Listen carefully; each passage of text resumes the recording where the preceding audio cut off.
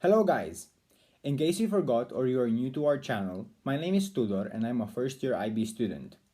As part of the IB program, all new students will have to take up a subject in the language acquisition block. This means that all of you will have to pick a foreign language other than English or your mother tongue to study at a beginner or intermediate level.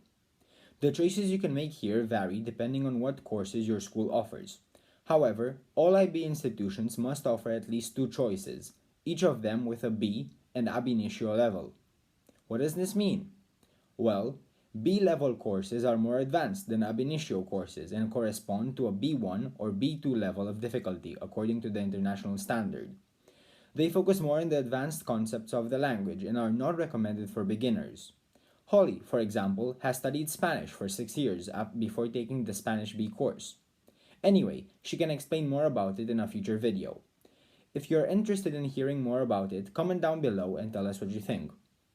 I take the French ab initio course, which roughly corresponds to an A1 or A2 level according to international standard.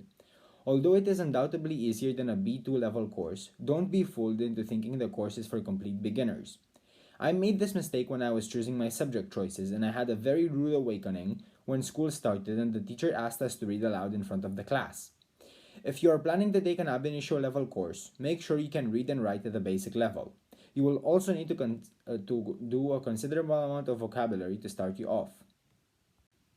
If you have all of these, I strongly recommend taking the ab initio course your school offers, as it's a great opportunity to learn a new language, and it's also easier than the B-level course when it comes to internal and written assessments. This should make your IB journey more enjoyable, but at the same time easier, and this is crucial if you are aiming for the most amount of points on your final diploma. The ab initio course is assessed, just like the B-level course, using a reading, writing, listening, and speaking exam, which together make up 75% of your final mark. Although these tests are wide-reaching and quite a challenge for a language novice, the examiners will be aware of your beginner level and so will be more lenient with some mistakes. Overall, for a student that is passionate about the language and is willing to put in the effort, you should have no trouble achieving an excellent grade in your ab initio subject. The other 25% of your final grade comes, as you might expect, from the internal assessment which, for language subjects, comes in the form of a stimulus, a colored photo, on which you will have to comment, describe, and answer questions on. The course itself is structured into 5 key segments that are meant to allow students to understand and communicate effectively in an environment where the language studies is spoken.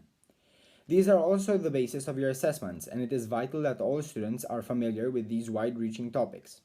These are personal identities, experiences, human ingenuity, social organization, sharing the planet. From these spring many of the subtopics such as climate change and other social issues. All students will have to become intimate with the related vocabulary and how to debate these topics, as they could surely come up on a listening or speaking exam.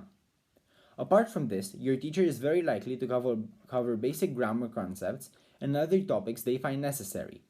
In my personal opinion, the structure of the course allows for a very fluid and understandable language journey that is effective at easing the students into the language. As I have successfully completed the first year of my ab initio course, I can tell you that I am very satisfied with my choice.